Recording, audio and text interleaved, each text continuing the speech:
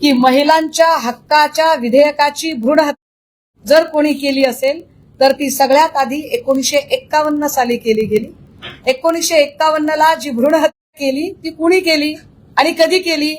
जेव्हा या देशाच्या पार्लमेंटमध्ये पहिल्यांदा हिंदू कोड बिल मांडलेलं होतं, महिलांच्या अधिकारासाठी मांडलेलं होतं, महिलांना मूल दत्तक घेता यावं, त्यांच्या विवाहाच्या संबंधाने, त्यांच्या पोटगीच्या संबंधाने, त्यांच्या संपत्तीच्या वारसा हक्काच्या संबंधाने हे बिल होतं.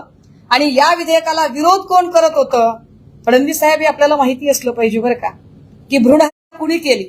तर ही भ्रूण हत्या केली होती ती सगळ्यात आधी राष्ट्रीय स्वयंसेवक संघाचे सहानुभूतीधारक असणाऱ्या डॉक्टर श्यामाप्रसाद मुखर्जी आणि मदन मोहन मालवीय.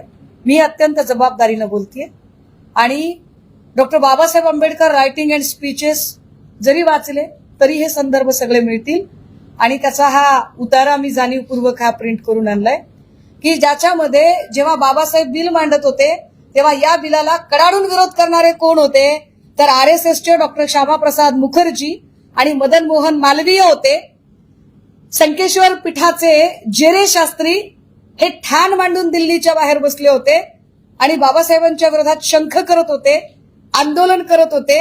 हे बिल होऊच नये म्हणून शेवटी वैतागलेल्या बाबासाहेबांनी, जर मी या खुर्चीवरून महिलांना न्याय देऊ शकत नसेल तर मला पदावर राहण्याचा अधिकार नाही, असं म्हणत बाबासाहेबांनी राजीनामा दिला.